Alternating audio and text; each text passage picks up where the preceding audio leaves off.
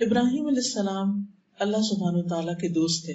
اللہ سبحانہ تعالیٰ کسی کو اپنا دوست کہے یہ کوئی معمولی مقام نہیں. قرآن مجید میں اللہ سبحانہ تعالیٰ فرماتے ہیں واتخذ اللہ ابراہیم خلیلا، اور اللہ نے ابراہیم کو دوست بنا لیا. اور خلیل کا لفظ جو ہے وہ عام دوستی کے لیے بھی نہیں، خاص دوست. اس کے باوجود کہ اللہ سبحانہ تعالیٰ ان کو اپنا دوست کہتے ہیں، ابراہیم علیہ السلام کے اندر اتنی عاجزی ہے کہ وہ جب بھی اللہ تعالیٰ کا کوئی حکم ملتا ہے تو وہ اس کے آگے جھک جاتے ہیں. قرآن مجید میں اللہ تعالیٰ فرماتے ہیں اذ قال له ربه اسلم قال اسلمت لرب العالمین، کہ جب اس کے رب نے اس سے کہا کہ جھک جاؤ تو کہا کہ میں رب العالمین کے لیے جھک گیا. اسی طرح ہر موقع پر وہ اللہ تعالیٰ سے دعائیں کرتے ہیں. دعا کرنا اللہ تعالیٰ کو بہت پسند ہے. جو بندہ اللہ تعالیٰ سے مانگتا ہے اللہ تعالیٰ اس سے خوش ہوتا ہے، باوجود اس کے کہ اللہ تعالیٰ کو یہ معلوم ہے کہ بندے کی ضرورت کیا ہے. بہت سے لوگ یہ بھی کہتے ہیں کہ جب اللہ تعالیٰ کو پتہ ہی ہے تو ہمیں مانگنے کی کیا ضرورت ہے، وہ خود ہی دے دے گا، وہ تو دلوں کے حال جانتا ہے. کوئی شک نہیں وہ جانتا ہے، لیکن اس کے باوجود وہ اس بات کو پسند کرتا ہے کہ بندے اس سے مانگے، اور جب کوئی اس سے نہیں مانگتا وہ تو ناراض ہوتا ہے. اس کے برعکس ہم دیکھتے ہیں کہ انسان جب انسانوں سے مانگتا ہے تو انسان ناراض ہوتے ہیں. قریبی رشتوں سے بھی اگر آپ کچھ مانگنا شروع کر دیں تو وہ بھی نظریں پھیر لیں گے. انسان سب سے زیادہ اپنے ماں باپ کے قریب ہوتا ہے. شادی کے بعد اگر بیٹیاں ایک دفعہ ماں باپ کے پاس جاتی ہیں کچھ مانگنے کے لیے، دوسری دفعہ جاتی، تیسری دفعہ، تو وہ کہتے ہیں کہ روز ہی تم آ جاتی، اب تمہارا اپنا گھر ہے، اپنا کام خود چلاؤ. لیکن اللہ سبحانہ تعالیٰ تو ماں باپ سے بھی زیادہ پیار کرنے والا ہے انسان سے، اور وہ چاہتا ہے کہ بندہ اپنی ہر حاجت، ہر ضرورت اس کے سامنے رکھے.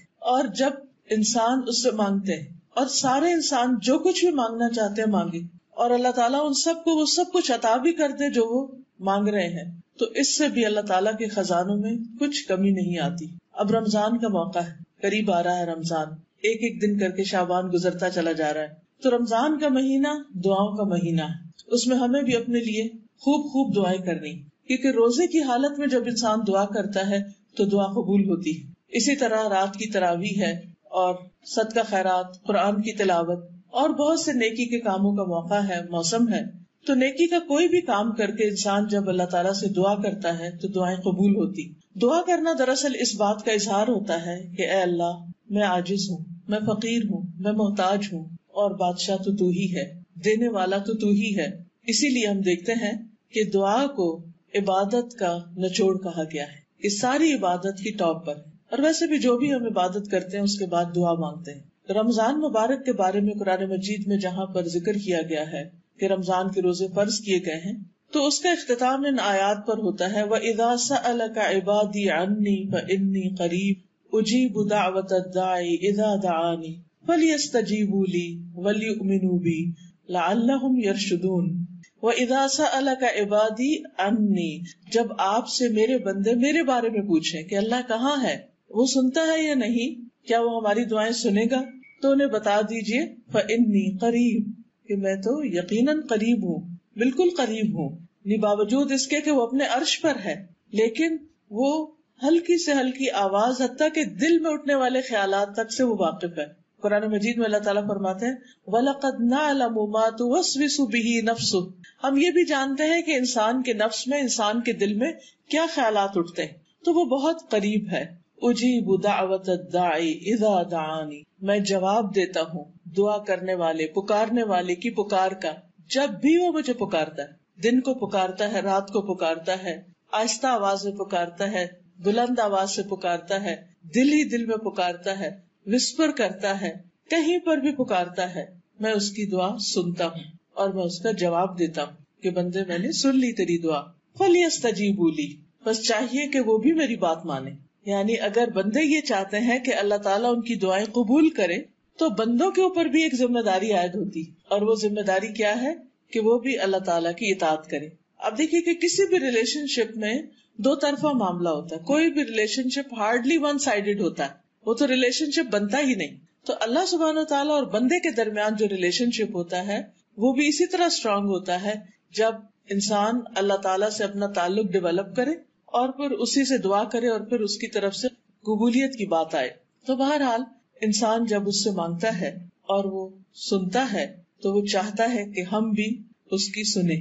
اس کے لیے آپ دیکھیے، تھوڑی دیر کے لیے سوچئے کہ اگر ہم اللہ سبحانہ تعالیٰ کی بات مان ہی نہیں رہے، تو دن میں 5 دفعہ ہمیں پکارتا ہے حی علی الصلاح، حی علی الفلاح، آؤ نماز کی طرف، آؤ کامیابی کی طرف، اور ہم سنی انسنی کر دیں، اٹھے ہی نہ اپنی جگہ سے، جھکے ہی نہ اس کے آگے، چھوڑے ہی نہ اپنا بستر یا اپنی بات چیت یا جو بھی ہم کام کر رہے ہیں، اور پھر اس کے بعد کہیں کہ اللہ تعالیٰ میں تو آپ کی بات نہیں مان رہی، یعنی عمل سے کہیں، زبان سے نہیں، زبان سے تو نہیں کوئی کہتا، لیکن عمل سے میں تو نہیں مان رہی، ہاں آپ میری بات ضرور مان لیں. تو یہ تو بڑی عجیب بات ہے. اگر ہم چاہتے ہیں کہ اللہ تعالیٰ ہماری بات سنے تو ہمیں چاہیے کہ ہم بھی اللہ تعالیٰ کی بات سنیں. فَلْيَسْتَجِيبُوا لِي وَلْيُؤْمِنُوا بِي، اور چاہیے کہ وہ مجھ پر ایمان لائیں، اعتماد کریں کہ میں ضرور ان کی بات سنوں گا، ان کو سب کچھ دینے پر قادر ہوں. لَعَلَّهُمْ يَرْشُدُونَ، شاید کہ وہ سیدھی راہ پائیں، ہدایت پائیں، یعنی انہیں چیزیں اپنے صحیح پرسپیکٹو میں نظر آنے لگے. تو بہرحال ہم سب کے لیے دعا کا راستہ کھلا ہے. قبولیت اس طرح ہوتی ہے کہ یا تو انسان جو کچھ مانگتا ہے وہ اس کو فوراً مل جاتا ہے، بعض اوقات وہ کئی سال کے بعد ملتا ہے. جیسے ابراہیم علیہ السلام نے ایک دعا مانگی تھی کہ میری امت میں سے ایک رسول بھیجنا، یعنی میری نسل میں سے نبی صلی اللہ علیہ وسلم کی آمد کی دعا تھی، جو انہی میں سے ہو جو ان کو کتاب اور حکمت کی باتیں پڑھ کر سنائے، ان کو کتاب کی تعلیم دے، ان کے اوپر تیری آیات پڑھے، ان کا تزکیہ کرے. تو یہ دعا تقریباً 2500 سال بعد قبول ہوئی، یعنی ابراہیم علیہ السلام کے 2500 سال بعد نبی صلی اللہ علیہ وسلم تشریف لائے. تو کبھی کبھی بہت دیر سے بھی دعائیں قبول ہوتی ہیں. اسی طرح کچھ اور دعائیں بھی ایسی ہیں. پھر اسی طرح کبھی ایسا بھی ہوتا ہے کہ انسان دعا کرتا ہے لیکن اس کو وہ تو نہیں ملتا جو وہ مانگ رہا ہے، لیکن اللہ سبحانہ تعالیٰ اس کے بدلے اس سے کوئی مصیبت ٹال دیتے ہیں. کوئی بیماری آ رہی ہوتی ہے، کوئی مالی نقصان ہو رہا ہوتا ہے، کہیں اور کسی قسم کی کوئی تکلیف یا حادثہ ہوتا ہے جو انسان کی تقدیر میں ہوتا ہے، لیکن انسان دعا مانگ رہا ہوتا ہے تو اللہ تعالیٰ وہ نہیں دیتے لیکن اس کو بچا لیتے ہیں. تو یہ بھی ایک قبولیت کی شکل ہے. اور اس میں ہم سے زیادہ اللہ تعالیٰ کو پتا ہے کہ ہمیں اس وقت زیادہ کیا چاہیے، ہمارے لیے موسٹ امپورٹنٹ چیز کیا ہے. ہم صرف ظاہری نظر سے دیکھتے ہیں، ہماری نظر اتنی نہیں کہ ہم دور تک سوچ سکیں. بعض اوقات ہم چھوٹی چھوٹی چیزیں مانگتے ہیں، اللہ تعالیٰ اس سے بڑی چیز دینا چاہتا ہے. بعض اوقات ہم اپنے بچوں کے لیے کچھ گول سیٹ کر لیتے ہیں، ہم چاہتے ہیں کہ ہمارا بچہ بس یہی بن جائے، لیکن وہ نہیں بنتا، کیونکہ اللہ تعالیٰ اس کو اس سے بھی بڑا کچھ اور بنانا چاہتے ہیں. لیکن اس کے لیے بعض راہیں بڑی کٹھن ہوتی ہیں، مشکل ہوتی ہیں. ہم سمجھتے ہیں ہماری دعائیں قبول نہیں ہو رہی، لیکن وہ بہت خوبصورت شکل میں قبول ہونے والی ہے، بس صبر اور انتظار کی ضرورت ہوتی ہے. اور ایک شکل یہ ہے کہ انسان کو دنیا میں اس کے بدلے میں نہیں کچھ ملتا، لیکن آخرت میں بہترین جزا ملے گی اس کی، یعنی ہر دعا کے بدلے اس کے لیے نیکیاں ہیں. اور جب انسان آخرت کا بدلہ دیکھے گا تو سوچے گا کاش دنیا میں مجھے کچھ بھی نہ ملتا، آج سب کچھ یہی ملتا. لیکن آج ہم دنیا میں چونکہ اس زندگی کی اتنی اہمیت کو جانتے نہیں، اس لیے یہی چاہتے ہیں کہ جو کچھ ہے بس ہمیں یہی مل جائے. پھر ایک چیز یہ ہے کہ ہم عموماً جو دعائیں مانگتے ہیں وہ مادی چیزوں کی ہوتی ہیں، وقتی ضروریات کی ہوتی. لیکن آج جو دعا میں ابراہیم علیہ السلام کی آپ کے ساتھ شیئر کروں گی وہ بہت ہی خوبصورت دعا ہے. انہوں نے جو چیز مانگی وہ بے مثال ہے. وہ کہتے ہیں رب ہب لی حکمن والحقنی بالصالحین واجعل لی لسان صدق فی الآخرین واجعلنی من ورثۃ جنۃ النعیم واغفر لأبی انہ کان من الضالین ولا تخزنی یوم یبعثون یوم لا ينفع مال ولا بنون الا من اتى اللہ بقلب سلیم. کہتے رب ہب لی حکمن، اے میرے رب مجھے حکمت عطا کر، مجھے نفع مند علم عطا کر، والحقنی بالصالحین، اور مجھے صالحین کے ساتھ ملا دے، نیک لوگوں کی مجلس عطا کر، واجعل لی لسان صدق فی الآخرین، اور بعد والوں میں میرا ذکر خیر جاری کر دے، واجعلنی من ورثۃ جنۃ النعیم، اور مجھے جنت النعیم کے وارثوں میں شامل کر دے، واغفر لأبی، میرے باپ کو بخش دے، انہ کان من الضالین، بے شک وہ بھٹکے ہوئے لوگوں میں سے تھا، ولا تخزنی یوم یبعثون، اور مجھے رسوا نہ کرنا اس دن جب سب لوگ دوبارہ اٹھائے جائیں گے، یوم لا ينفع مال ولا بنون، جس دن مال اور بیٹے کام نہ آئیں گے، الا من اتى اللہ بقلب سلیم، مگر جو اللہ کے پاس سلامت دل لے کر آیا. تو سلامت دل جو ہے یہ انسان کو وہاں پر فائدہ دے گا. تو بہرحال اس دعا میں بہت ہی جامع دعا ہے اور ہم سب کو بھی اپنے لیے مانگنی چاہیے. یہ سورۃ الشعراء کی آیت نمبر 83 سے آنورڈز یہ دعا موجود ہے، قرآن مجید میں بھی آپ دیکھ سکتے ہیں. دعاؤں کی کتابوں میں بھی عام طور پر یہ دعا پائی جاتی ہے. سب سے پہلی چیز جو مانگی گئی وہ ہے رب ہب لی حکمن، اللہ مجھے حکم عطا کر، حکمت عطا کر، فیصلے کی قوت عطا کر، فائدہ مند علم عطا کر. یاد رکھیے عربی زبان بہت وسیع زبان ہے، اس میں ایک لفظ کے اندر کئی کئی معنی چھپے ہوئے ہوتے ہیں. جب انہوں نے حکم کا لفظ کہا تو اس میں حکمت بھی ہے، اس میں علم بھی ہے، اور اس میں وہ تمام چیزیں ہیں جو صحیح فیصلے سے تعلق رکھتی. آپ دیکھیے کہ ہماری زندگی ہر وقت ہمارے فیصلوں کی محتاج ہوتی. ہمیں ہر کام میں ایک ڈیسیژن لینا پڑتا ہے. کچھ فیصلے بڑے بڑے ہوتے ہیں، کچھ فیصلے چھوٹے چھوٹے ہوتے ہیں. ہمارا عمل، ہمارا ایکشن یا لائن آف ایکشن وہی ہوتی ہے جو ہمارا فیصلہ ہوتا ہے. اگر فیصلہ غلط ہو جائے تو انسان غلط مقام پہ جا پہنچتا ہے. ایک چھوٹی سی مثال سے آپ دیکھیں کہ مثلاً آپ گاڑی چلا رہے ہیں اور اس وقت آپ اندازے سے ایک غلط موڑ جاتے ہیں. یہ بھی آپ کا ایک فیصلہ تھا. آپ کا خیال تھا کہ شاید ادھر سے شارٹ کٹ ہو، جلدی پہنچ جاؤ، لیکن ہوتا کیا ہے کہ وہ آپ کو اتنا زیادہ گھما دیتا ہے کہ آپ اصل وقت سے بھی بہت دیر سے پہنچتے ہیں. اب یہ آپ کا فیصلہ تھا، اپنی چوائس تھی. ہمارے فیصلے ہماری چوائس کے ساتھ ہوتے ہیں. اللہ سبحانہ وتعالیٰ نے ہم میں سے ہر ایک کو چوائس دی ہے. ہم جب صحیح چوائسز بناتے ہیں تو اس کا نتیجہ بھی صحیح ہوتا ہے، پھر ہمارا ایکشن بھی صحیح ہوتا ہے، پھر اس ایکشن کا جو ریئیکشن ہے یا اس کا جو ریزلٹ ہے یا جو اس کا نتیجہ نکلنے والا ہے وہ بھی بہترین ہوتا ہے. مثلاً ہم یہاں اس وقت آئیں یا نہ آئیں یہ بھی ہمارا ایک فیصلہ تھا. یہاں بیٹھ کر سنیں یا نہ سنیں یہ بھی ہمارا ایک فیصلہ ہے.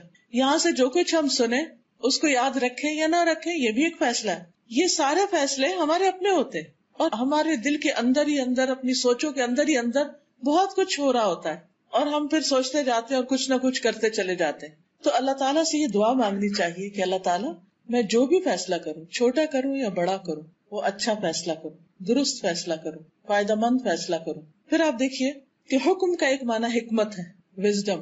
عربی میں حکمت کہتے ہیں صحیح جگہ پر صحیح کام کرنا، right decision at right place, right time, یعنی رائٹ ٹائم پر رائٹ ڈیسیژن. پھر اس میں بھی حکم اور حکمت میں، فیصلے اور حکمت میں ایک کنیکشن ہے کہ رائٹ ٹائم پر رائٹ ڈیسیژن لینا، ہر چیز کو اس کی اپنی اصل جگہ پر رکھنا، یہ حکمت کہلاتا ہے. اللہ سبحانہ وتعالیٰ قرآن مجید میں فرماتے ہیں یؤتی الحکمت من یشاء ومن یؤت الحکمت فقد اوتی خیرا کثیرا.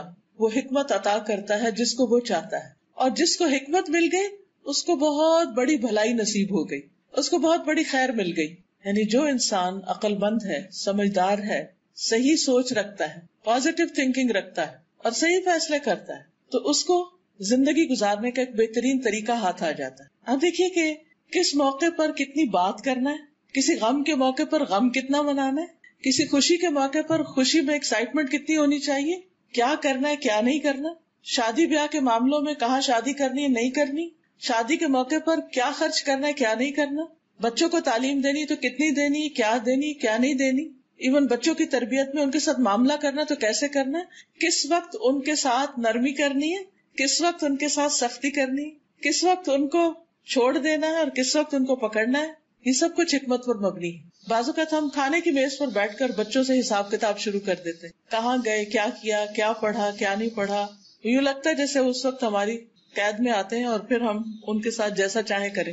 حالانکہ کھانا کھانے کا وقت ایسا نہیں کہ جس میں انسان کوئی تلخ بات کرے یا ایسی بات کرے کہ جس سے لوگ قریب آنے کی بجائے اور دور ہو جائیں. وہ ہلکی پھلکی بات چیت کرنے کا وقت ہوتا ہے، بڑے بڑے فیصلے کرنے کا وقت نہیں ہوتا.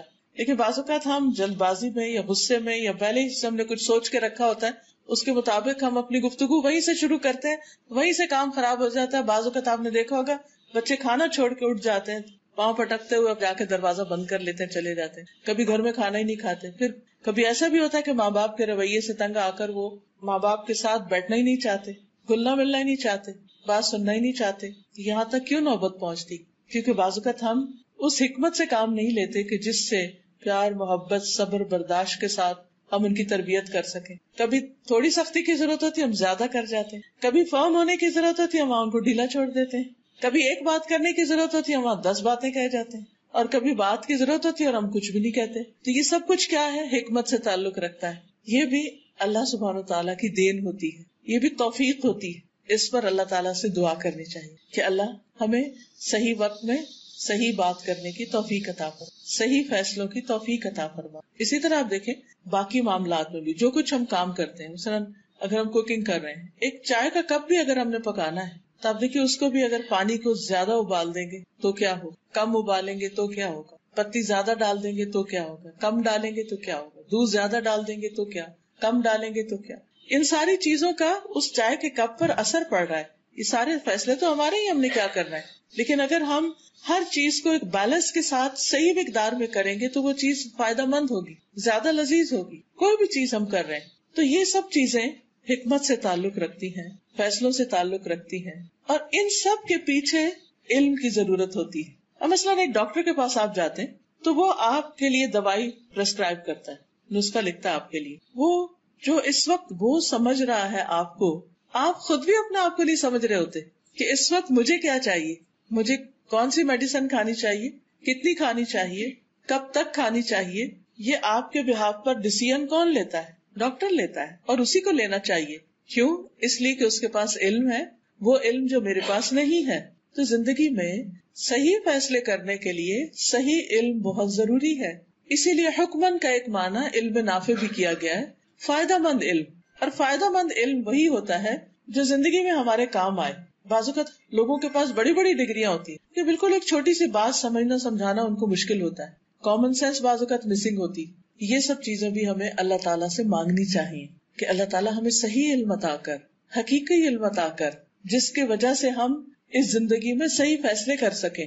کیونکہ فیصلہ ہر چیز میں ہے، ہمارے لباس پہننے میں بھی ہے، ہمارے شاپنگ کرنے میں بھی ہے، ہمارے کھانے پینے میں ایون کہ کس وقت ہمیں کیا کھانا ہے، کتنا کھانا ہے. بعض اوقات وہ غلط فیصلے ہوتے ہیں تو بیماریاں جنم لے لیتی، ہم نقصان میں پڑ جاتے ہیں. تو اللہ سے دعا کرنی چاہیے کہ یا رب ہمیں صحیح نور عطا کر، بصیرت عطا کر، ہمارے دل کی آنکھیں کھول دے، ہمیں حقیقت دکھا دے، معاملات کی تہہ تک پہنچنا سکھا دے. کیونکہ بعض اوقات ہم صرف سرفیس پر ہی چیزوں کو دیکھ کر ججمنٹل ہو جاتے ہیں، اس کی ڈیپتھ میں نہیں جاتے. تو اللہ سبحانہ وتعالیٰ سے دعا کرتے ہیں کہ اللہ تعالیٰ ہمیں صحیح بصیرت دے تاکہ ہم اپنی زندگی کو صحیح طور پر گزار سکیں. ہم سب یہ جانتے ہیں کہ ہماری اس زندگی کے آگے ایک اور زندگی بھی ہے، اور اس زندگی کا انحصار اس پر ہے کہ ہم نے یہ زندگی کیسے گزاری. اگر یہ زندگی صحیح گزرے گی، اللہ تعالیٰ کی مرضی کے مطابق گزرے گی، تو جب ہم اللہ تعالیٰ سے ملاقات کریں گے وہاں جا کر، تو جو فیصلہ اللہ تعالیٰ ہمارے بارے میں کریں گے وہ بھی بالکل صحیح ہوگا، کیونکہ وہ بندوں پر ظلم نہیں کرتا. اس لیے قرآن و سنت کا علم ہونا بھی بہت ضروری ہے تاکہ ہم یہ جان سکیں کہ ہمارا رب کس موقع پر ہم سے کیا چاہتا ہے. جب ہم کوئی بزنس کر رہے ہوں یا شادی کے ہسبینڈ وائف کے ریلیشن شپ میں ہوں، میری ریسپانسبلٹیز کیا ہیں، میرے رائٹس کیا ہیں، میرے ہسبینڈ کے رائٹس کیا ہیں، میرے بچوں کے رائٹس کیا ہیں، ان کی کیا ریسپانسبلٹی ہے مجھ پر، ان کے بارے میں مجھ سے کیا پوچھا جائے گا. پھر اسی طرح ہماری عبادات ہیں، کن چیزوں سے نماز ہوتی ہے، کن چیزوں سے نہیں ہوتی، کن چیزوں سے روزہ ہوتا ہے، کن چیزوں سے نہیں ہوتا. حج پہ جا رہے ہیں، زکوٰۃ دینے کا معاملہ ہے، زکوٰۃ کب فرض ہوتی ہے، کتنے مال پر ہوتی، کتنی نکالنی چاہیے، کس کس کو دینی چاہیے. یہ بالکل بیسک فرائض میں سے ہے. ان سب کے بارے میں ہمارے رائٹ ڈیسیژن اسی وقت ہو سکتے ہیں جب ہمارے پاس نالج ہوگا. مثلا ہم نماز پڑھتے ہیں تو بعض اوقات ہم اس میں بھول جاتے ہیں، تو ہمیں سمجھ نہیں آتی کہ سجدہ صاحب کرنا ہے یا نہیں کرنا، وہ ڈیسیژن نہیں لے پا رہے ہوتے. اس کی وجہ کیا ہوتی ہے؟ بعض اوقات لیک آف نالج ہوتا ہے، بعض اوقات علم ہوتا ہے پھر بھول چکا ہوتا ہے کیونکہ ہم نے اس کو تازہ نہیں کیا ہوتا. اسی طرح باقی تمام معاملات میں بھی، نیبرز کے ساتھ کس طرح رہنا، اپنے سروینٹس کے ساتھ کیسے رہنا، ویسے تو ہمیں معلوم ہوتا ہے، لیکن سب سے بیسٹ طریقہ کیا ہے اس معاملے میں، ہمیں آخرت کے اعتبار سے کہاں کیا ملنے والا ہے. اور دنیا میں جب ہم کوئی کام کرتے ہیں تو ہمارا ہمیشہ یہ دل چاہتا ہے کہ ہم نمبر 1 ہوں، ہم سب سے آگے ہوں. ہم سب کی یہی خواہش ہوتی ہے، بڑی نیچرل سی خواہش ہے. اسی طرح آخرت کے بارے میں بھی ہماری یہی خواہش ہونی چاہیے. اور پھر یہ صرف حکم یا علم یا حکمت صرف اپنے لیے نہیں مانگے، اپنے بچوں کے لیے بھی مانگے کہ اللہ ان کو بھی علم عطا کر تاکہ وہ بھی اپنی زندگی میں صحیح ڈیسیژنز لیں. ہم سب کو اپنے بچوں کے بارے میں بہت فکر ہوتا ہے، شادی کرتے تب فکر ہوتا ہے، کہیں جاب کرنے جائیں تب فکر ہوتا ہے، پڑھنے جائیں تب فکر ہوتا ہے، پتہ نہیں کیا کریں گے، پتہ نہیں کیسے کریں گے، پھر پیچھا بھی کرتے رہتے ہیں، پتہ بھی کرتے رہتے ہیں. تو جب ہم ان کو کچھ دعائیں سکھا دیں گے اور وہ بھی اللہ سے مانگیں گے تو بہت حد تک اطمینان ہو جائے گا. دوسری چیز جو ابراہیم علیہ السلام نے مانگی وہ الحقنی بالصالحین، کہ اللہ مجھے نیک لوگوں کے ساتھ ملا. اللہ سبحانہ تعالیٰ نے ان کو اپنا دوست بنایا، لیکن اس کے باوجود وہ انسانوں میں سے نیک انسانوں کی کمپنی چاہ رہے ہیں، کیونکہ اکیلا انسان بہت کچھ نہیں کر سکتا. اسے کوئی بھی کام کرنے کے لیے لائک مائنڈیڈ پیپل چاہیے ہوتے ہیں، جن کی کمپنی میں وہ کمفرٹیبل فیل کرتا ہے، جن کے ساتھ مل کر اس کا دل خوش ہوتا ہے، جن کے ساتھ مل کر اس کا دل و دماغ روشن ہو جاتا ہے اور وہ بہتر فیصلے کر سکتا ہے. آپ نے دیکھا ہوگا کہ زندگی میں دو طرح کے لوگ آپ کو ملتے ہیں. ایک وہ ہے جو ملتے ہیں اور آپ کی زندگی میں خوشیاں بکھیر دیتے ہیں، اور ایک وہ ہے جن کو مل کے آپ پریشان ہو کے اٹھتے ہیں اور آپ کے دل پہ ایک بوجھ ہوتا ہے. تو یہ صالحین یعنی ایسے اچھے لوگ کہ جن کو مل کے واقعی مجھے خوشی نصیب ہو، میں کامیابی کی طرف بڑھوں، جو مجھے صحیح فیصلے کرنے کے لیے مددگار ہوں. تو یہ دعا بہت ہی امپورٹنٹ دعا ہے. آپ دیکھیے کہ ہم آج جو کچھ ہے نا، ہمیں بنانے میں بہت سے لوگوں کا ایک حصہ ہے. وہ ہمارے پیرنٹس ہو سکتے ہیں، وہ ہمارے رشتے دار ہو سکتے ہیں، وہ ہمارے ٹیچرز ہو سکتے ہیں، وہ ہمارے نیبرز ہو سکتے ہیں، وہ مختلف جگہوں پر آپ کے مختلف دوست ہو سکتے ہیں. اور اس میں دوستوں کا ایک بہت بڑا حصہ ہوتا ہے. یعنی ہم سب اچھی طرح جانتے ہیں کچھ چیزیں ہم نے کتابوں سے سیکھی، لیکن بہت سی چیزیں ہم نے ہیومن انٹریکشن سے سیکھی. لوگوں سے مل کر، میل ملاقات کر کے، تبادلہ خیال کر کے، باتیں کر کے، اس سے ہم نے بہت کچھ سیکھا. اور وہ سیکھنا بڑا آسان بھی ہوتا ہے اور بڑا خوشگوار بھی ہوتا ہے کہ جب آپ کسی کے پاس بیٹھتے ہیں، ایک بات کرتے ہیں، وہ آپ کو کوئی اور اچھی بات بتاتا ہے. پھر ایسے لوگ کہ جو آپ کو دھوکہ نہ دیں، جو آپ سے جیلس نہ ہوں، جو آپ کے سنسیئر فرینڈز ہوں، یہ ساری انسان کی بہت بنیادی ضرورت ہے. یہ بھی اللہ سے مانگنی چاہیے. اور نہ صرف یہ کہ عام انسانوں کو، بلکہ پیغمبروں کے لیے بھی یہ کہا گیا. نبی صلی اللہ علیہ وسلم کو حکم دیا گیا وَاصْبِرْ نَفْسَكَ مَعَ الَّذِينَ يَدْعُونَ رَبَّهُمْ بِالْغَدَاةِ وَالْعَشِيِّ يُرِيدُونَ وَجْهَهُ وَلَا تَعْدُ عَيْنَاكَ عَنْهُمْ تُرِيدُ زِينَةَ الْحَيَاةِ الدُّنْيَا. اور اپنے آپ کو روک کر رکھیے، اپنے آپ کو ملا کر رکھیے ان لوگوں کے ساتھ جو اپنے رب کو صبح و شام پکارتے ہیں، جو اللہ کا چہرہ چاہتے ہیں، اور آپ ان سے اپنی نگاہ نہ ہٹائیے. یعنی آپ کو کیا حکم دیا کہ کن لوگوں کی کمپنی اختیار کیجیے؟ جو اپنے رب کو یاد کرنے والے. کیونکہ جب آپ ایسے لوگوں کے ساتھ بیٹھیں گے تو وہ آپ کو اللہ کی یاد دلائیں گے. اور اللہ کی یاد ایسی چیز ہے کہ جس سے دلوں کو اطمینان ہوتا ہے، جس سے دل خوش ہوتے ہیں، جس سے انسان کو سرور ملتا ہے. تو اچھی کمپنی، اچھے دوست زندگی کی خوبصورتی. اور نہ صرف یہ کہ زندگی میں، بلکہ مرنے کے بعد بھی. اچھے دوست مرنے کے بعد بھی کبھی نہیں بھولتے انسان، وہ دعاؤں میں یاد رکھتے ہیں. جبکہ مرنے کے بعد سب سے زیادہ انسان کو دعاؤں کی ضرورت ہوتی. اچھے دوست قیامت کے دن بھی نہیں بھولتے، وہ اپنے دوستوں کی تلاش میں ہوں گے. حتیٰ کہ ایک روایت میں یہ آتا ہے کہ جب جنت والے جنت میں چلے جائیں گے اور جہنم والے جہنم میں چلے جائیں گے، تو ایک شخص اپنے رب سے کہے گا کہ یا رب، میرا ایک دوست تھا دنیا میں اس کو یہاں نہیں دیکھ رہا، اور اس کے بغیر میرے یہاں رہنے میں مزہ نہیں. تو اسے پتا چلے گا کہ اس کا وہ دوست تو جنت میں جانے کی بجائے وہ جہنم میں جا چکا، کسی بھی وجہ سے جو بھی ہو. تو وہ سفارش کرے گا کہ یا رب، میرے اس دوست کو وہاں سے نکال دے، اسے بھی میرے ساتھ جنت میں پہنچا دے. تو اچھے دوست نہ صرف یہ کہ دنیا کی مشکلات میں کام آتے ہیں، آپ کے غم اور دکھ بانٹتے ہیں، آپ کے دلوں کا بوجھ دور کرتے ہیں، آپ کی مدد کرتے ہیں مختلف مواقع پر، بلکہ آخرت میں بھی فائدہ مند ثابت ہوں گے.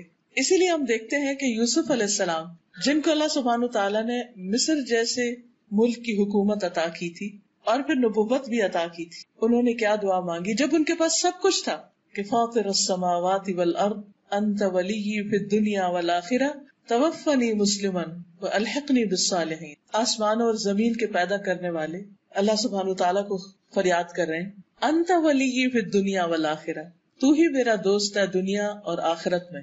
توفنی مسلما، مجھے اسلام کی حالت میں وفات دینا، یعنی میں اس وقت فوت ہوں جب میں تیری اطاعت اور فرما برداری کر رہا ہوں، اچھے کام کر رہا ہوں. کیونکہ انسان کا خاتمہ جس عمل پر ہوگا، قیامت کے دن اسی عمل کے ساتھ اٹھایا جائے گا. اگر آپ کی وفات اچھے لوگوں کے ساتھ ہوتی ہے، اچھے ہاتھوں میں ہے، اچھا کام کرتے ہوئے دنیا سے جاتے ہیں. جیسے ایک حدیث میں آتا ہے کہ اگر کوئی شخص احرام کی حالت میں فوت ہو جائے، حج کرنے گیا، راستے میں ہی فوت ہو گیا، تو قیامت کے دن وہ اٹھے گا اور تلبیہ پکار رہا ہوگا، اسی حال میں اٹھے گا.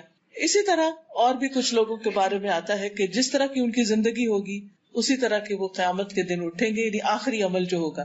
تو کہتے ہیں توفنی مسلمن، کہ اللہ مجھے اسلام کی حالت میں فوت کرنا، اس حال میں کہ میں تیرا فرما بردار ہوں. وَأَلْحِقْنِي بِالصَّالِحِينَ، اور مجھے نیک لوگوں کے ساتھ ملا دے. ان کے پاس کس چیز کی کمی تھی؟ نہ دین کی نہ دنیا کی، ہر چیز تھی ان کے پاس، لیکن انہوں نے مانگا تو کیا مانگا؟ اچھے دوست مانگے، اچھی کمپنی مانگی. تو ہم سب کی بھی ایک بہت بڑی ضرورت ہے کہ ہمارے آس پاس کے لوگ، ہمارے ملنے جلنے والے، وہ اچھے ہوں، اس سینس میں کہ ہمارے لیے سنسیئر ہوں. انسان ملتا تو بہت سے لوگوں سے رہتا ہے، لیکن ہم نہیں جانتے کہ وہ ہمارے لیے کیا جذبات رکھتے ہیں اور وہ کس وجہ سے ہماری دوستی چاہتے ہیں. آپ دیکھیے کہ بعض اوقات دوستی کے پیچھے بھی کوئی مطلب ہوتا ہے، اور جب انسان کو پتا چلتا ہے کہ کوئی شخص صرف مطلب کے لیے دوستی کر رہا ہے تو یہ بہت تکلیف دہ ہوتا ہے. اور دنیا میں کئی دفعہ پتا چل جاتا ہے کہ جو سنسیئر دوست ہوتے ہیں وہ ہمیشہ ساتھ دیتے ہیں، اور جو مطلب کے دوست ہوتے ہیں وہ مطلب پورا ہونے کے بعد نظر نہیں آتے. تو جب انسان نیک لوگوں کی دوستی مانگے گا، اچھے لوگوں کی، صالح کا مطلب ہوتا ہے اچھا، نیک، تو پھر وہ ہمیشہ کے لیے آپ کے لیے سنسیئر ہوں گے، آپ کے خیر خواہ ہوں گے، آپ سے سچی محبت کرنے والے ہوں. اور انسان کو اس دنیا میں اور خاص طور پر اس مٹیریلسٹک دور میں، یعنی ہمیشہ سے لوگوں کے اندر دنیا کی ایک محبت رہی ہے، لیکن آج کا دور میں کچھ زیادہ ہو گئی ہے یہ چیز. شاید ہماری نانی دادی کے وقت لوگ اتنا مٹیریلسٹک نہیں تھے جتنا اب ایک دنیا کی دوڑ لگ گئی ہے، ہر شخص اس دوڑ میں ایک طرح سے شریک ہوتا جا رہا ہے، تو اس میں بعض اوقات رشتوں کی پہچان بھی بھول جاتی. تو ایسے میں انسان جب یہ دعا کرتا ہے تو اس کو خاص خوشی اور سکون حاصل ہوتا ہے. اچھا، بچوں کی تربیت میں بھی آپ دیکھیے کہ اگر آپ کے بچوں کے دوست اچھے ہیں تو آپ بہت ہی خوش قسمت ہیں، پھر آپ کو فکر کی ضرورت نہیں، کیونکہ اچھے دوست ان کو اچھی راہ ہی بتائیں گے، اچھے مشورے دیں گے اور ان کو صحیح راستہ ملے گا. اور اگر ان کی کمپنی اچھی نہیں تو خواہ آپ نے گھر سے کتنی بھی تربیت کی ہو، بری کمپنی میں بیٹھ کے عام طور پر بچے پھر ویسے ہی ہونے لگتے ہیں، کیونکہ وہ انکار نہیں کر سکتے دوستوں کے مطالبات کا. بہت سے بچے پڑھنے میں بہت اچھے، قابل، سمجھدار، سب کچھ، لیکن برے دوستوں نے ان کو کسی کام کا نہیں چھوڑا. تو اس میں جو ہم اپنے بچوں کو نصیحتیں کریں یا ان کے لیے جس چیز کی فکر کریں اور جس چیز پر ہم نظر رکھیں وہ ان کے دوست بھی ہیں. اور یہ بچپن سے، چھوٹی عمر سے ہی ہمارے والد بہت میک شور کرتے تھے کہ ہم کہیں سے کوئی گالی نہ سیکھ کے آئیں، کوئی بیڈ ورڈ نہ یوز کریں، کوئی بولنے میں یا کسی ایسی چیز میں کوئی چیز شامل نہ ہو جائے کہ جو تربیت میں خلل ڈالے. تیسری چیز جو ابراہیم علیہ السلام نے مانگی وہ تھی وَاجْعَلْ لِي لِسَانَ صِدْقٍ فِي الْآخِرِينَ، کہ بعد والوں میں میری سچی نام بری کرنا. ہر انسان کو جانا ہے دنیا سے، لیکن ہر شخص مرنے کے بعد اپنے آثار چھوڑ کے جائے گا جس کے ساتھ اس کی یادیں وابستہ ہوں گی. اس وقت بھی آپ دیکھیے کہ جتنے بھی آپ کے دوست ہیں، رشتے دار ہیں، ان سب کے بارے میں آپ کی ایک سوچ ہے کہ ان کے ساتھ ایک آپ کا تصور ہے، ان کا ایک امیج ہے آپ کے ذہن میں. جب ان کا نام لیا جاتا تو آپ کو ان کی خاص تصویر نظر آنے لگتی کہ فلاں فلاں ایسا ہے، فلاں کا دل بہت بڑا ہے، فلاں بڑا بخیل ہے، فلاں اچھا ہے، فلاں اچھا نہیں ہے. ہمیشہ ایک فیلنگ ہوتی ہے یا کچھ وائبز ہوتی ہیں جو انسان کو محسوس ہوتی. اب آپ دیکھیے کہ مرنے کے بعد ہم کیا یادیں چھوڑ کر جائیں گے، لوگ ہمیں کس نام سے یاد کریں گے، یہ بھی بہت امپورٹنٹ ہے. کیونکہ مرنے کے بعد انسان کا جو نامہ اعمال ہے وہ تو بند ہو جاتا ہے. 3 چیزیں مرنے کے بعد بھی فائدہ دیتی: نیک اولاد جو دعائیں کرتی، علم جس سے فائدہ اٹھایا جاتا ہے، صدقہ جاریہ، اور مال جو اچھے کاموں میں انسان لگائے اور بعد میں اس کے لیے صدقہ جاریہ بنے. اور اس کے علاوہ لوگوں کی گواہیاں کہ وہ کسی کے پیٹھ پیچھے کیا کہتے ہیں اس کے بارے میں، اس کی تعریف کرتے ہیں یا اس کی برائیاں کرتے ہیں. اب آپ دیکھیے کہ ہر شخص اپنے اپنی سوچ کے مطابق کچھ کہتا ہے، لیکن وہ جو شعر بھی ہے نا کہ زبان خلق، جزاک اللہ، زبان خلق کو نقارہ خدا سے، یہ جو زبان خلق ہے نا، اس کی بھی اپنی ایک اہمیت، اس کی بھی ایک امپورٹنس. نبی صلی اللہ علیہ وسلم اپنے ساتھیوں کے ساتھ بیٹھے ہوئے تھے کہ ایک جنازہ گزرا تو لوگوں نے اس کے بارے میں کچھ برے الفاظ کہے کہ شخص اچھا نہیں تھا. آپ صلی اللہ علیہ وسلم نے فرمایا وجبت، واجب ہو گئی. لوگوں نے عرض کیا کہ یا رسول اللہ صلی اللہ علیہ وسلم کیا واجب ہو گئی؟ فرمایا جہنم واجب ہو گئی. تو لوگ بہت ڈر کے پوچھا کہ کس وجہ سے؟ آپ نے فرمایا ان باتوں کی وجہ سے جو تم اس شخص کے خلاف کر رہے تھے، یعنی تمہاری جو گواہیاں تھی، تم جو کچھ اس کے بارے میں کہہ رہے تھے، اس کی وجہ سے اس کا یہ انجام ہے. پھر ایک اور جنازہ گزرا، لوگوں نے اس شخص کی تعریف کی. آپ نے فرمایا وجبت، پوچھا گیا کیا؟ فرمایا جنت. وجہ پوچھی گئی تو بتایا گیا تمہاری اچھی تعریف کی وجہ سے. اب دیکھیے ہم عام طور پر ایک جملہ دہراتے ہیں، مجھے نہیں کسی کی پرواہ، جو مرضی کوئی کہے، میں تو بس جو ہوں سو ہوں. ٹھیک ہے، پرواہ نہیں ہونی چاہیے، انسان کو خود اچھا ہونا چاہیے، اور جب وہ اچھا ہوگا تو انشاءاللہ اللہ تعالیٰ اس کی اچھی شہرت بھی کر دے گا.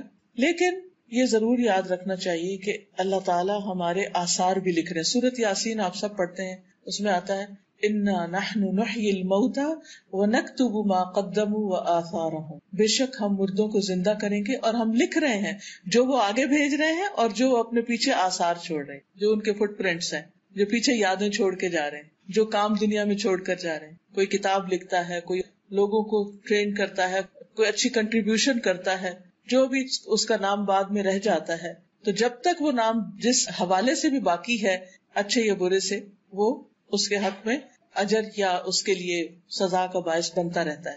تو ابراہیم علیہ السلام نے اس کی بھی دعا مانگی، اور آپ دیکھیے کہ ابراہیم علیہ السلام کی دعا کتنی اچھی طرح قبول ہوئی کہ اس کے بعد اللہ تعالیٰ نے ان کی نسل میں خیر جاری کی، ان کو اسماعیل اور اسحاق جیسے بیٹے عطا کیے. اسحاق علیہ السلام سے یعقوب علیہ السلام پیدا ہوئے، یعقوب علیہ السلام سے آگے ان کے 12 بیٹے، اور انہی میں سے یوسف علیہ السلام، اور انہی میں سے بنی اسرائیل کی نسل چلی. دوسرے بیٹے اسماعیل علیہ السلام سے نبی صلی اللہ علیہ وسلم پیدا ہوئے، اور دنیا میں آپ کا ذکر خیر جاری ہوا. اب دیکھیے ہم سب اپنی نمازوں میں جو درود پڑھتے ہیں اس میں ابراہیم علیہ السلام کا ذکر خیر کرتے ہیں. یہ ان کی دعا کی قبولیت کا نتیجہ ہے. لاکھوں کروڑوں لوگ ہر روز اپنی نمازوں میں ابراہیم علیہ السلام کے لیے دعا کر رہے ہیں. اللہم بارک، اللہم صلی علی محمد وعلی آل محمد کما صلیت علی ابراہیم وعلی آل ابراہیم انک حمید مجید، اور اللہم بارک علی محمد وعلی آل محمد کما بارکت علی ابراہیم وعلی آل ابراہیم. تو ہر نماز میں ان کا ذکر خیر ہوتا ہے.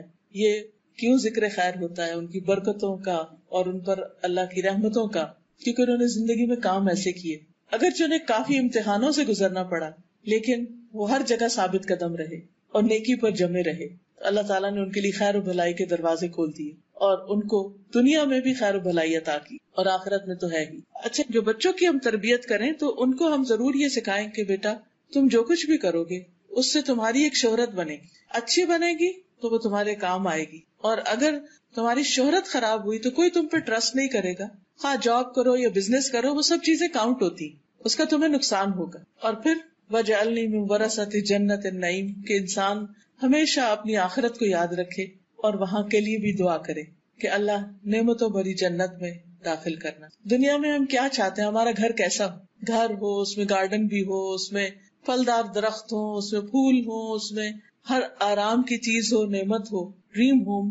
تو وہ ڈریم ہوم دنیا میں ہوتا بھی ہے، لیکن جو جنت ہے اس کے مقابلے میں تو کچھ بھی نہیں. اس لیے آخرت کے گھر کی دعا کرنی چاہیے کہ اللہ تعالیٰ وہاں ہمیں نعمتیں عطا کرنا، ہمارا انجام اچھا کرنا، کیونکہ وہ زندگی کبھی بھی ختم ہونے والی نہیں. اس دنیا کی جتنی بھی نعمتیں ہیں، جو کچھ بھی ہے، وہ سارے کا سارا ایک دن ختم ہو جائے گا، لیکن وہاں سب کچھ ہمیشہ باقی رہنے والا ہے. وہاں کی خوشیاں، آرام. جنت وہ جگہ جہاں کوئی بیمار نہیں ہوگا، جہاں کوئی بوڑھا نہیں ہوگا، جہاں کبھی کسی پر کوئی غم، دکھ اور تکلیف نہیں ہوگا، کوئی بڑھاپا نہیں آئے گا. تو اس جنت کی انسان کو تمنا کرنی چاہیے. ایک حدیث میں آتا ہے کہ ایک اعرابی آپ کے پاس آیا اور کہنے لگا کہ کیا جنت میں ببول کا درخت ہوگا؟ کیونکہ عربوں کے یہاں وہ ہر قسم کے درخت نہیں ہوتے تھے، تو وہ درخت قیمتی شمار ہوتا تھا. تو آپ نے فرمایا ہاں ہوگا. اس نے کہا پھر اس میں کانٹے بھی ہوں گے؟ آپ نے فرمایا ہاں کانٹے ہوں گے، لیکن اس کے ایک کانٹے کے اندر مومن کے لیے 70,000 کھانے ہوں گے، اور ہر کھانے کا رنگ دوسرے سے مختلف ہوگا. آپ دیکھیے کہ آپ ایک دن میں کتنا کھا سکتے، یعنی اگر ایک کانٹے کے اندر اتنا کچھ ہے تو پھر وہ پورے درخت میں کیا کچھ ہوگا، اور بے شمار درخت اور ان کے اندر کتنی نعمتیں.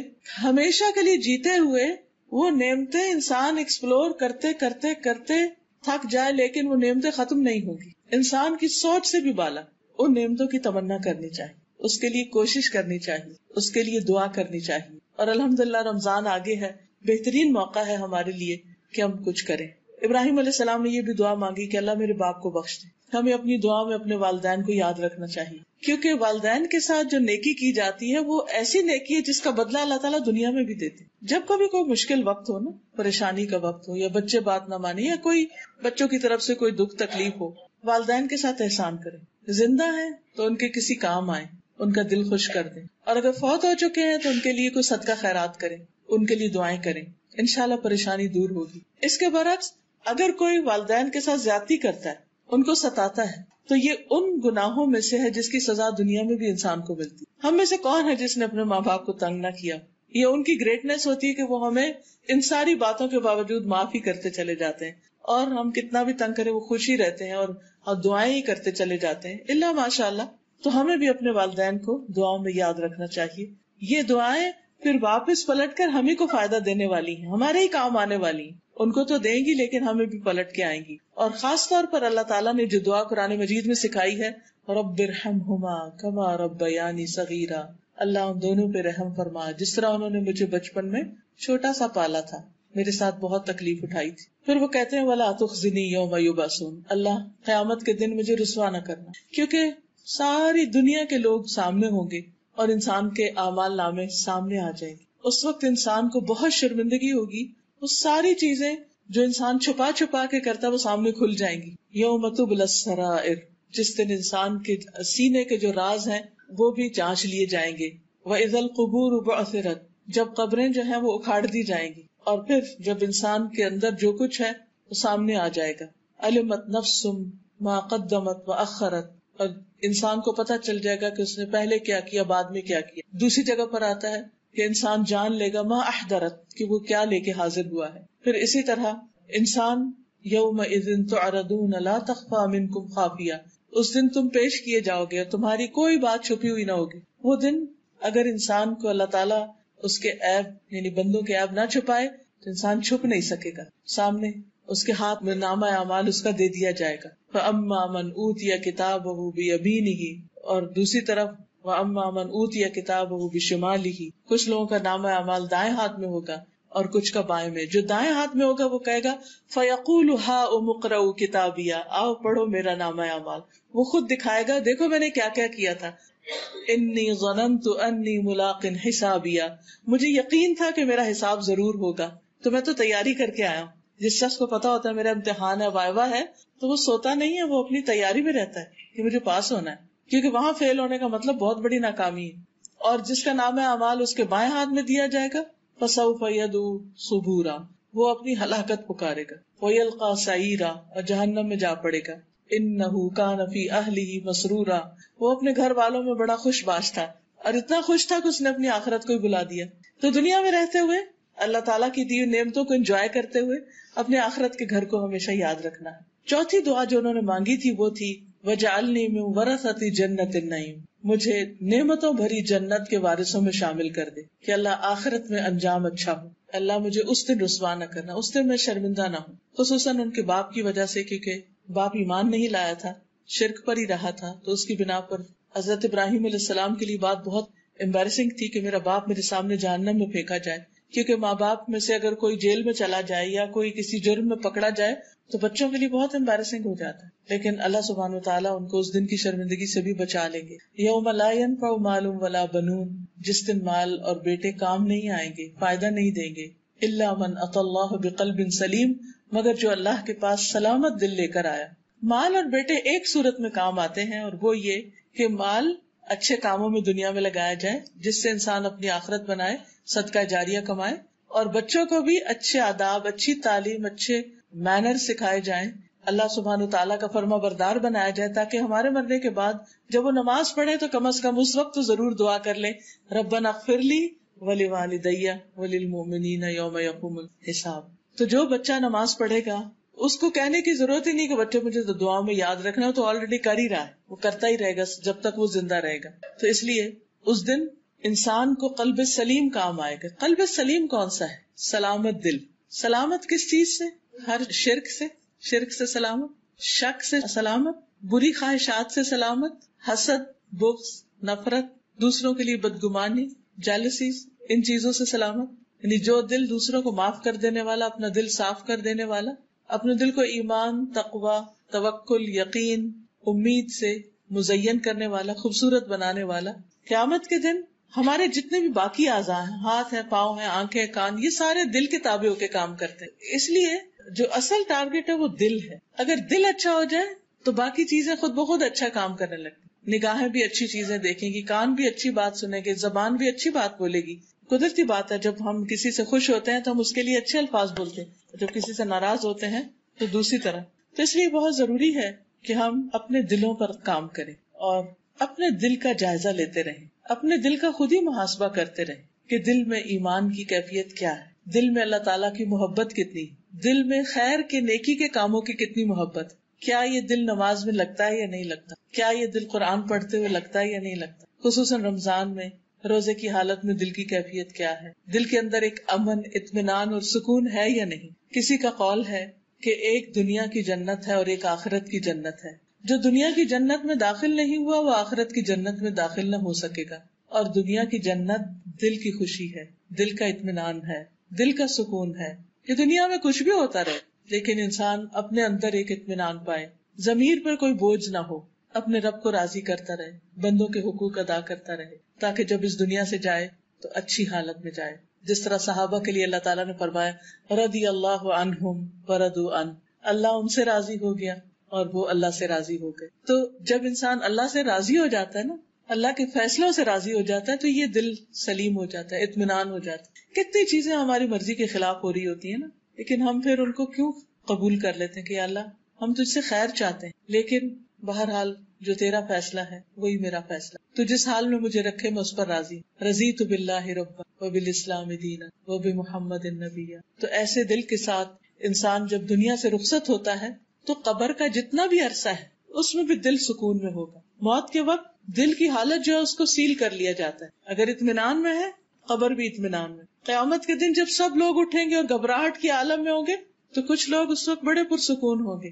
یہ وہی لوگ ہوں گے جو دنیا میں غم، خوشی، رنج، بیماری ہر حال میں راضی برضا رہتے، اور دنیا میں باقی ایسے لوگ پائے جاتے. پچھلے دنوں ہماری ایک ساتھی کو کینسر ہو گیا تو ہم سب لوگ بہت ہی اس کے لیے پریشان تھے کہ اس پہ کیا گزر رہی ہوگی. بالکل ینگ، چھوٹے چھوٹے 3 بچے اور بہت ہی ماشاءاللہ قابل اور ایفیشینٹ اور بہت ہی جسے کہتے ایکٹیو خاتون. کیونکہ جب میں ان کو دیکھنے کے لیے گئی تو بڑے اطمینان کی حالت میں، اور مجھے بڑی حیرت بھی ہوئی کہ ایک انسان جس کی بیماری شاید 3rd یا 4th ڈگری پہ تھا وہ کینسر، جس کی بیماری ایسی ہو کہ ڈاکٹر اس کو بس زندگی سے مایوس کر رہے ہوں. ویسے تو ہمیں سارے کا کوئی پتہ نہیں کون کس وقت چلا جائے، لیکن ایسی بیماری ہے تو انسان کو ہلا کے رکھ دیتی. لیکن جب میں نے ان کی باتیں سنی اور ان کا اطمینان کہ یہ بیماری میرے لیے بڑی رحمت ثابت ہوئی ہے، میں اللہ کے قریب ہو گئی ہوں، میں نے لوگوں سے معافی مانگ لی ہے، میں ہر وقت کام کی ایک دوڑ میں تھی، اب مجھے نماز میں، دعا میں، اچھے کاموں میں دل لگتا ہے میرا، کیونکہ مجھے پتا کہ آگے یہی کام آنے ہیں.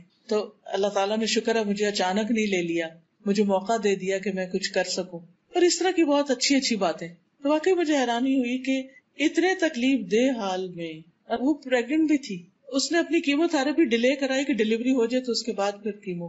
بہرحال تکلیف دہ مرحلہ، درد، اور پھر سر میں چلا گیا اور چکر اور سب کچھ، لیکن اس کے باوجود اطمینان اور اللہ سے اچھا گمان کہ اللہ نے میرے لیے برا نہیں کیا، میرے لیے اس میں بڑی بھلائی ہے. مجھے اپنی غلطیاں بہت سی نظر آئی ہیں، اور کچھ میسجز تھے اس کے لوگوں کے لیے کہ صحیح غذا ہو، صحیح وقت پہ سونا جاگنا ہو، اور اسی طرح کی جو عام طور پہ ہیلتھ کانشیس لوگ کرتے رہتے ہیں.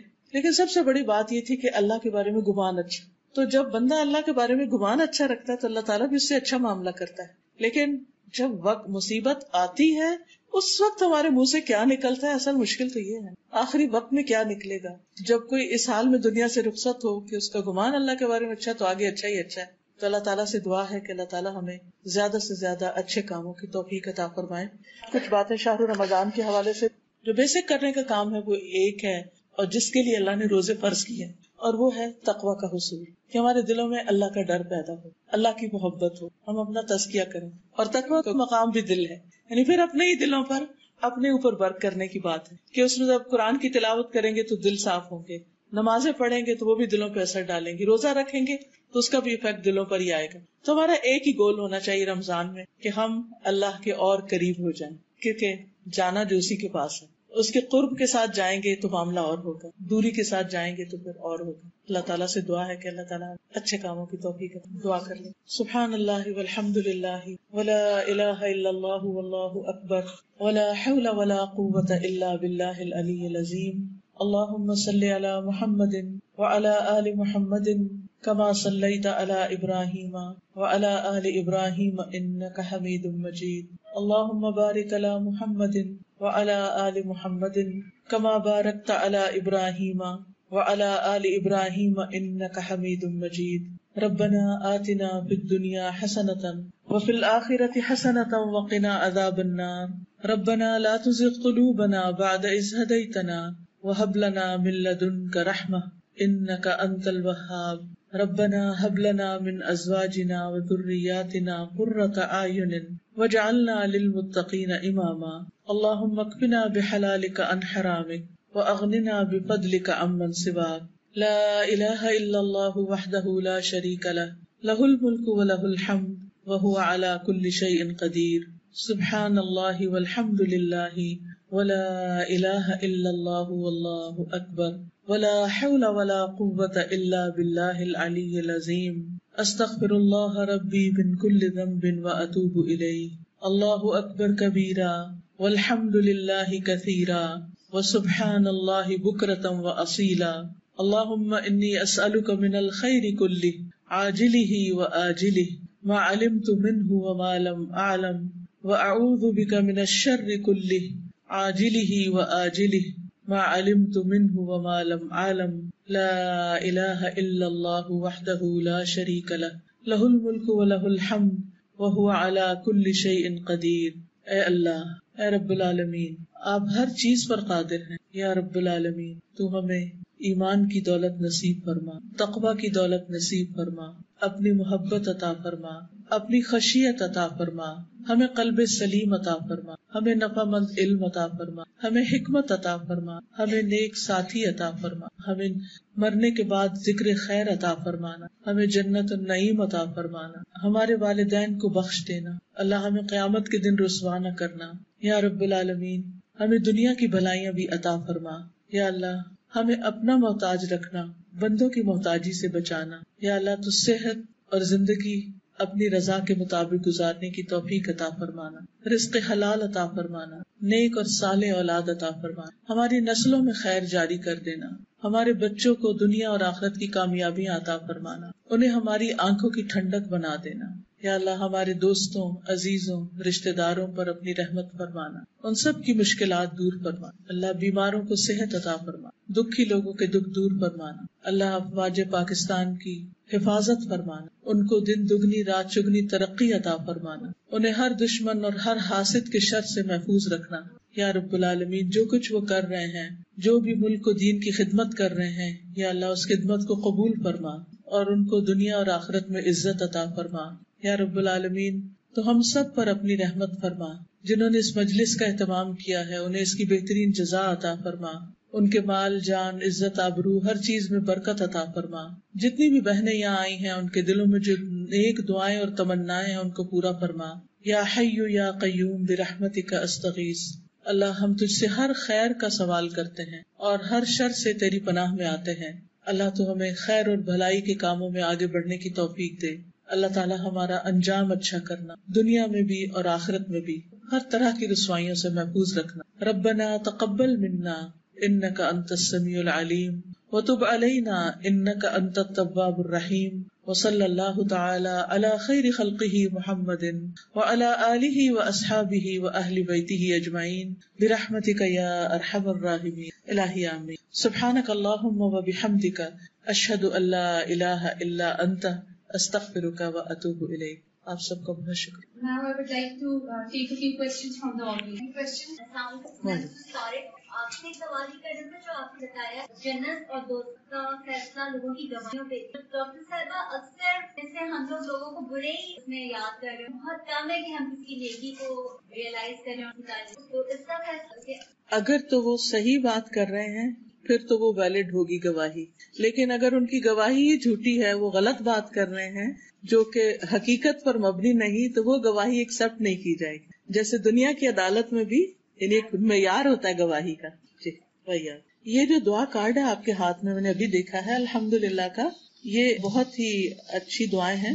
جب بندہ اللہ تعالیٰ کا شکر ادا کرتا ہے اللہ تعالیٰ نعمتیں اور عطا کرتا ہے، تو اللہ تعالیٰ کی تعریف ہے اس میں۔ اور آپ رمضان میں جیسے دن میں اگر قرآن پاک پڑھا اس کے بعد اگر پڑھ لیں تو انشاءاللہ تعالیٰ بہت فائدے کی چیز ہوتی۔ جی،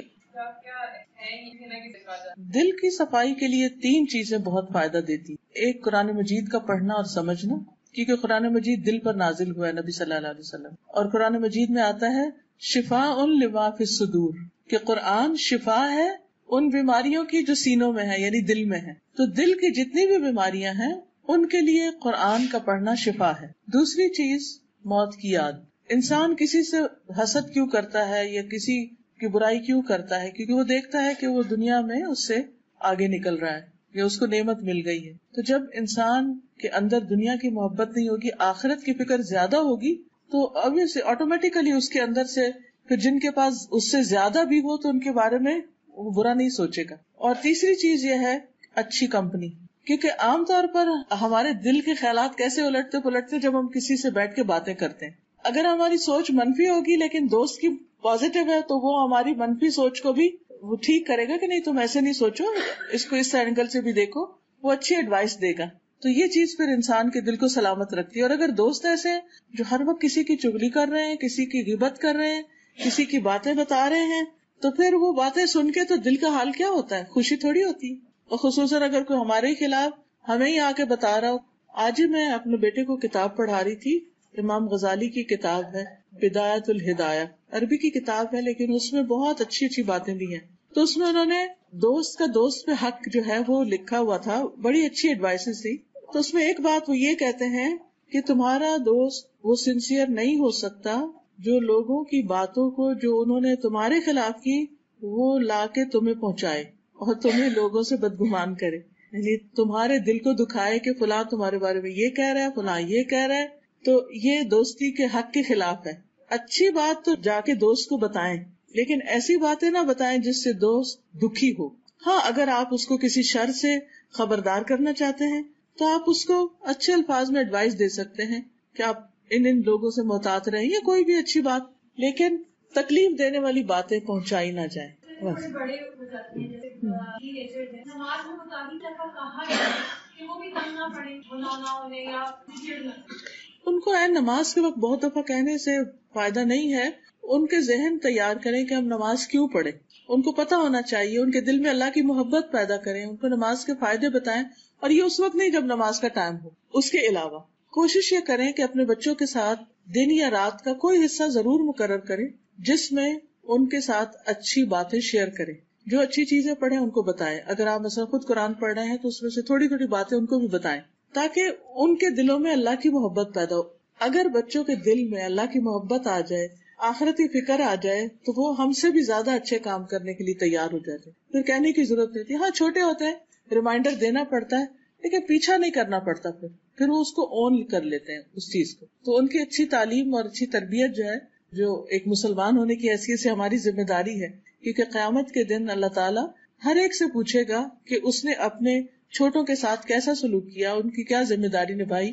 تو حدیث میں باقاعدہ ماں کا لفظ آتا ہے, عورت کا لفظ آتا ہے کہ عورت اپنے شوہر کے گھر میں بچوں کی نگران ہے اور اس سے ان کے بارے میں پوچھا جائے گا. اس کا مطلب نہیں کہ باپ کی ذمہ داری نہیں, لیکن ماں کی ذمہ داری زیادہ ہے کیونکہ اس کے درجہ اور مقام بھی 3 گنا زیادہ ہے. بچوں کے سامنے دین کو خوبصورت بنا کے پیش کریں, بوجھ نہ ڈالیں, سٹیپ بائی سٹیپ چلیں, تھوڑا تھوڑا بتائیں, ان کی غلطیوں کو اگنور بھی کریں. وہ بھی سیکھ رہے ہیں, پرفیکٹ نہیں ہو سکتے. مایوس نہ ہو ان سے, ان کے لیے دعائیں کریں, صبر سے کام لیں جس طرح ہمارے والدین نے ہمارے ساتھ صبر کیا. جی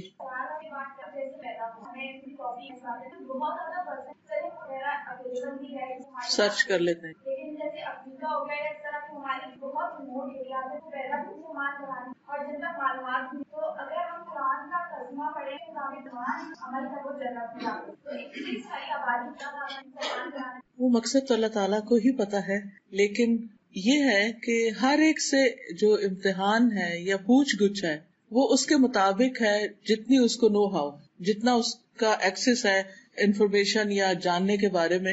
جس کے پاس سب کچھ ہے اور پھر وہ جان بوجھ کے ایکسپٹ نہیں کر رہا, اس کی بات مختلف ہے. 2 طرح کا اللہ تعالیٰ نے انسان کو علم دیا. ایک دیا ہے کتابوں کے ذریعے, پیغمبروں کے ذریعے, اور ہر قوم میں پیغمبر بھیجے. اب جس تک وہ پیغام پہنچا اور اس نے انکار کیا وہ تو کفر کر رہا ہے, لیکن جس تک پہنچا ہی نہیں اس کا معاملہ مختلف ہے. اس کے پاس دوسری رہنمائی فطرت کی ہے کہ اللہ تعالیٰ نے بے شمار نشانیاں پیدا کی ہیں جس سے وہ اپنی پہچان کراتا ہے, اور ہر دل کسی نہ کسی درجے پر گواہی دیتا ہے. ہم سب کے ساتھ ہوتا ہے کہ اچانک ہم جا رہے ہوتے تو اللہ تعالیٰ کی کوئی نہ کوئی نشانی ہمارے سامنے آ جاتی. آج ہی ابھی میں آنے سے پہلے میں لیٹی ہوئی تھی, تو میں جب اٹھ رہی تھی تو میرے دل میں ایک دم خیال آیا کہ کھجور اتنی میٹھی کیسے ہوتی. ایسے ہی میں اپنے آپ سے سوچنے لگی کھجور اتنی میٹھی کیسے ہوتی ہے, تو مٹی سے نکلتی, کیا چیز اس کو میٹھا کرتی. اور پھر جتنی بھی کھجوریں آتی ہیں, باقی پھلوں میں تو یہ بھی ہوتا ہے کہ کوئی میٹھا ہوتا ہے, کوئی کھٹا ہوتا ہے, کوئی کچھ ہوتا ہے, لیکن کھجور تو ساری ہی میٹھی ہوتی. تو زمین میں کہاں میٹھا ہے, کیا چیز میٹھی ہوتی ہے, کیا پروسیس ہوتا ہے جس سے وہ اس طرح کا پھل نکلتا ہے. تو کیا یہ نشانی نہیں, کیا یہ خود ہی ہو رہا ہے, کیا زمین میں کوئی طاقت ہے کہ وہ چیزوں کو میٹھا کر دے, کیا سورج میں کوئی طاقت ہے, کون ہے کرنے والا, کس کی پلاننگ ہے. اتنی سی بات ہر ایک کو سمجھ آتی. اور اب دیکھیے کہ نبی صلی اللہ علیہ وسلم کے آنے سے پہلے بھی کچھ لوگ ایسے تھے جو شرک نہیں کرتے تھے. وہ کہتے تھے ہو ہی نہیں سکتا کہ جن بتوں کو ہم پوجتے ہیں یہ ہمارے لیے کچھ کر سکے.